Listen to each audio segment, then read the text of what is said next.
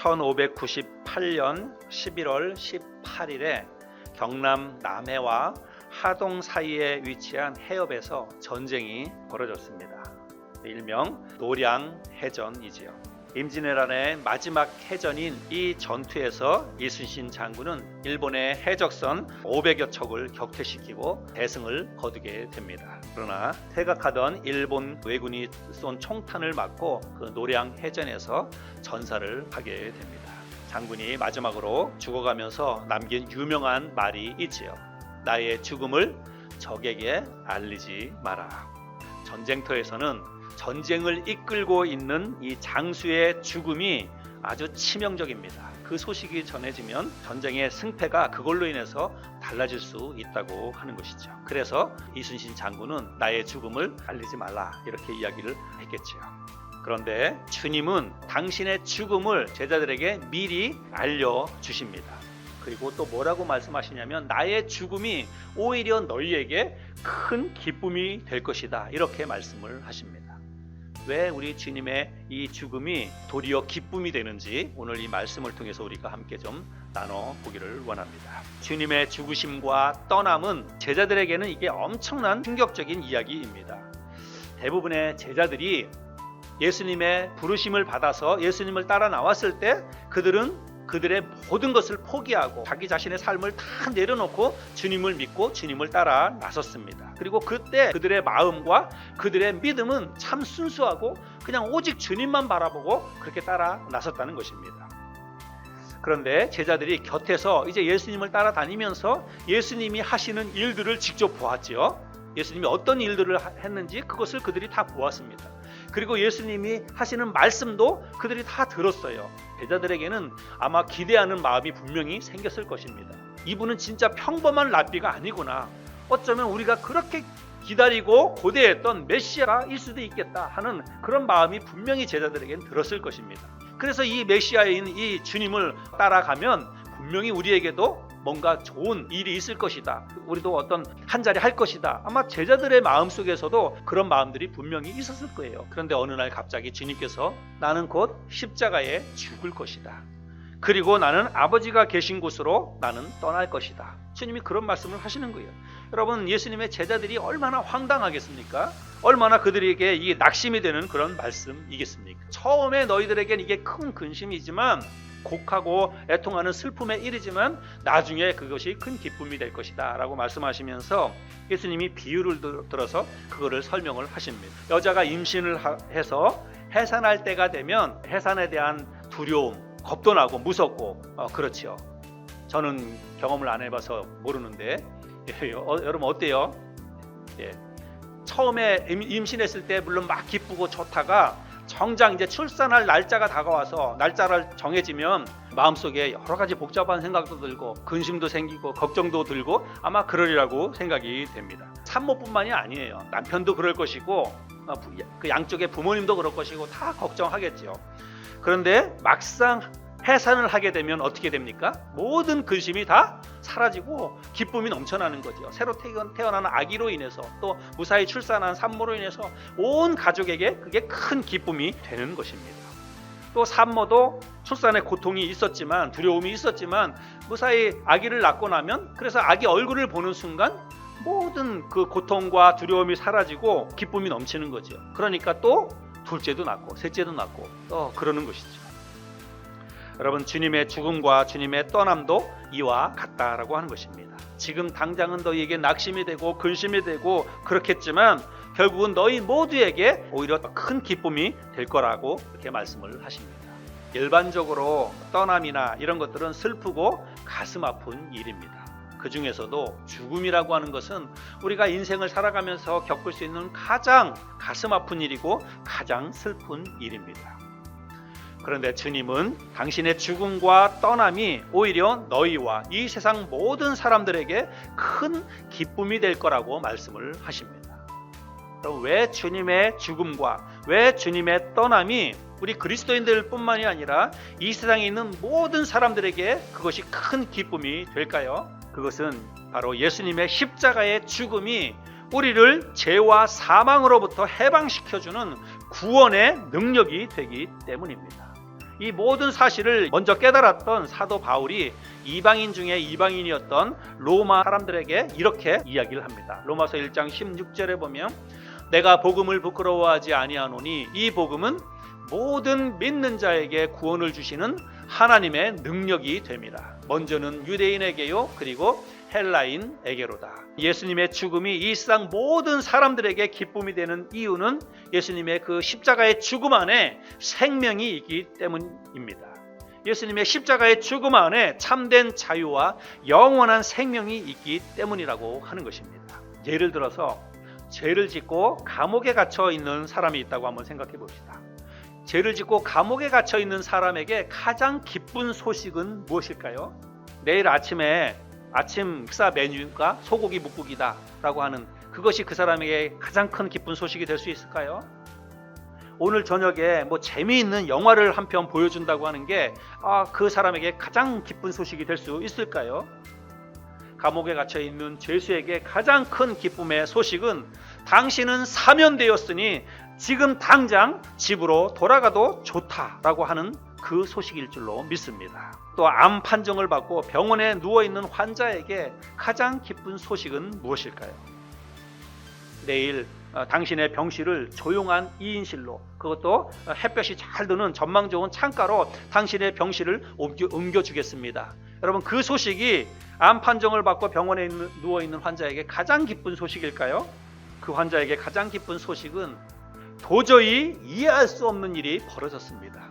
도저히 믿을 수 없는 일이 벌어졌습니다. 당신의 몸에서 암세포가 깨끗이 사라졌습니다.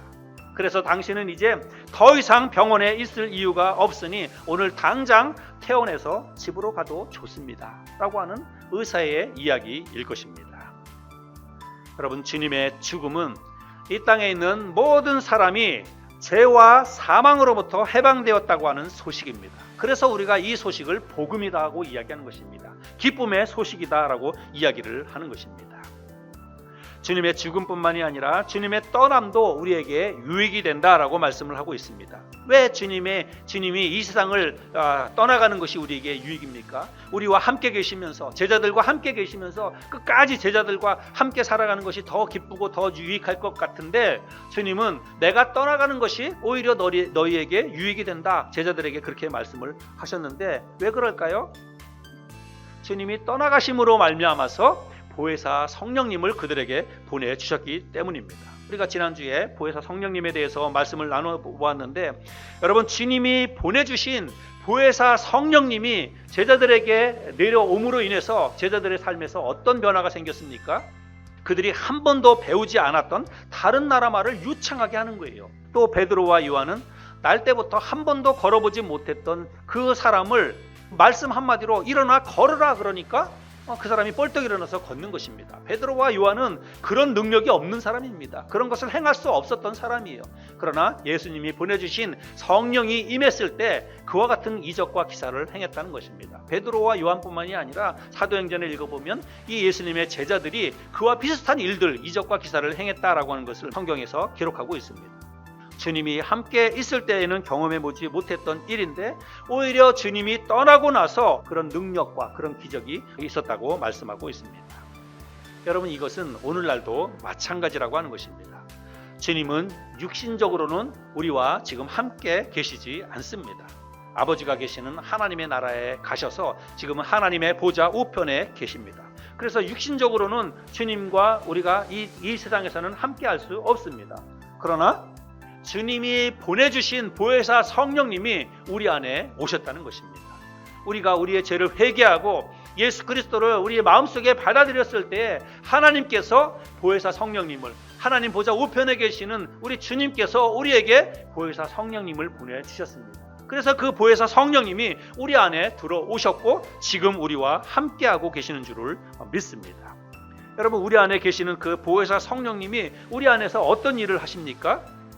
우리 안에서 말할 수 없는 탄식으로 우리를 위해서 하나님 앞에 간구하시고 그리고 우리를 계속해서 지켜주시며 돌보아 주신다고 말씀하고 있습니다. 로마서 8장 26절에 보니까 이와 같이 성령도 우리의 연약함을 도우시나니 우리는 마땅히 기도할 바를 알지 못하나 오직 성령이 말할 수 없는 탄식으로 우리를 위하여 친히 간구하시느니라. 그럼 아멘이죠.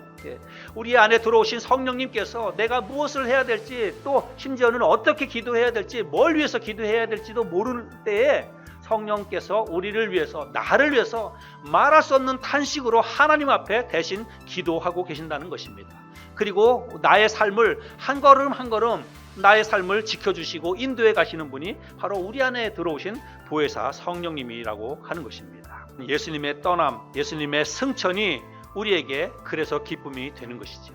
이뿐만이 아니라 예수님이 우리를 떠나서 하나님 나라로 가셨는데 그것이 우리에게 또 왜 기쁨이 되냐면 언젠가는 다시 오실 것이기 때문에 그렇다는 것입니다. 요한계시록 1장 7절 말씀해 보니까 볼지어다 그가 구름을 타고 오시리라. 각 사람의 눈이 그를 보겠고 그를 찌른 자들도 볼 것이요 땅에 있는 모든 족속이 그로 말미암아 애곡하리니 그러하리라. 아멘. 그날에 예수님께서 구름을 타고 다시 이 땅에 오시는 그날에 이 땅에 예수 믿지 않는 사람들은 그날이 애곡하는 날이죠. 오히려 심판받는 날입니다. 그러나 예수를 믿는 하나님의 백성들, 우리들에게는 그날이 바로 승리의 날이 될 줄로 믿습니다. 우리가 기다렸던 예수 그리스도를 다시 만나는 재림의 날이고, 그리고 하나님의 나라에 들어가는 그런 영광스러운 승리의 날이 될 줄로 믿습니다. 또 내가 새 하늘과 새 땅을 보니 처음 하늘과 처음 땅이 없어졌고 바다도 다시 있지 않더라.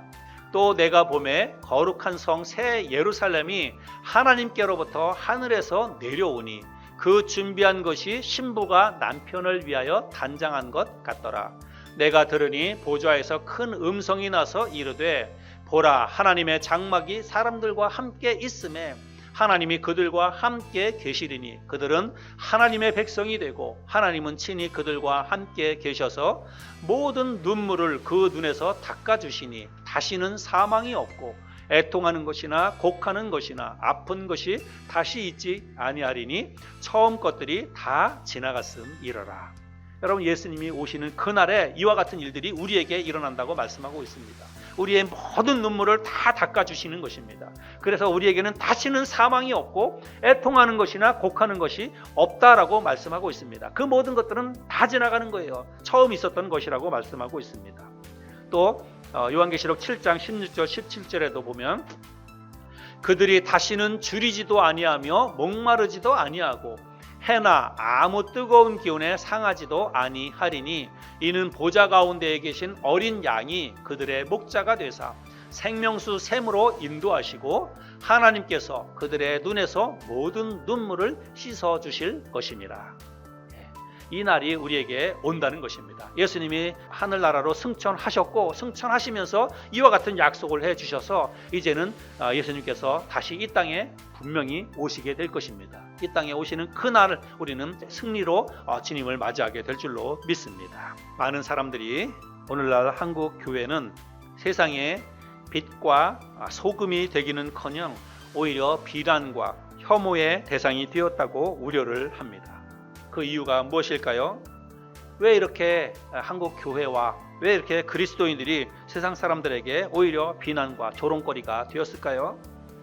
코로나 때문일까요? 코로나 때 교회가 잘 대처를 못하고 그렇게 이기적으로 해서 교회가 이렇게 지금 나락으로 떨어진 것일까요? 그렇지 않습니다. 코로나 이전에도 크게 다르지 않았다고 생각합니다. 코로나로 인해서 골맞던 상처가 그저 겉으로 터져 나온 것일 뿐이라고 생각을 합니다. 왜 한국 교회와 그리고 우리 그리스도인들이 정말 능력 있는 그런 삶을 살지 못하고 나락으로 떨어졌을까? 그 이유는 십자가를 외면했기 때문이라고 저는 생각을 합니다. 십자가 복음이 아니라 물질의 복, 현세의 복을 믿고 따랐기 때문이라고 생각을 합니다. 그래서 예수 잘 믿고 신앙생활 열심히 잘하면 복 받을 것이다. 그래서 새벽기도, 새벽 재단을 쌓아야 된다. 자녀들이 잘 되고 내가 건강하기 위해서 내가 열심히 가서 기도하고 주님 잘 섬겨야 우리 세대가 잘 되고 우리의 자녀들이 잘 될 것이다. 이런 마음과 이런 믿음으로 그렇게 신앙생활을 했어요. 그거는 기복신앙이에요. 복을 구하는 그런 신앙입니다. 그거는 기독교 이외에 다른 여타의 모든 종교가 추구하는 것입니다. 기독교는 본질상 이 세상 종교와는 다른 것입니다. 여러분, 한국 교회가 십자가로 다시 돌아가야 된다고 믿습니다.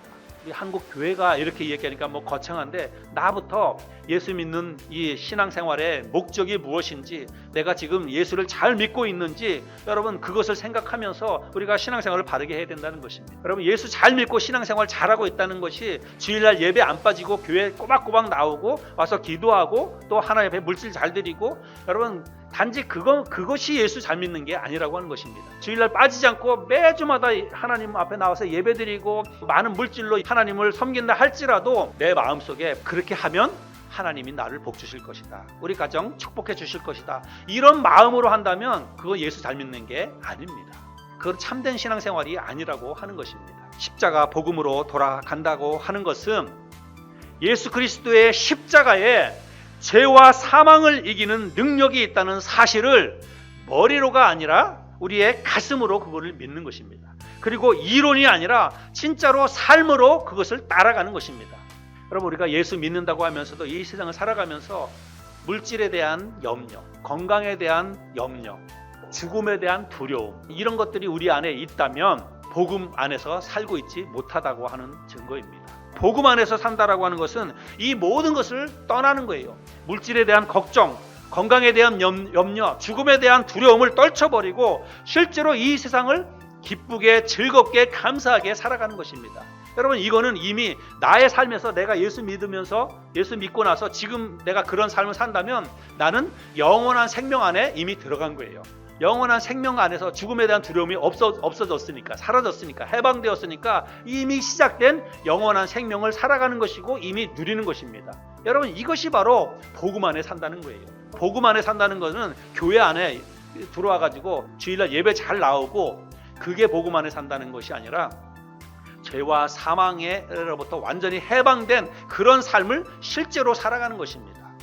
이 세상 모든 것, 세상에 속한 모든 것에 대해서 근심, 걱정, 염려, 유혹 떨쳐버리고 오직 하나님이 허락하신 영원한 생명 안에서 기쁨과 감사를 누리며 살아가는 것이 여러분 복음 안에 사는 것이라고 믿습니다. 오늘 우리가 함께 나눈 이 말씀을 잘 기억하며 살았으면 좋겠습니다. 이 말씀을 기억하고 정말 십자가 복음 안에서 하나님이 주신 참된 기쁨과 참된 자유와 평안, 영원한 생명을 삶 속에서 누리며 그렇게 살아갈 수 있는 저와 여러분들이 될 수 있기를 바랍니다.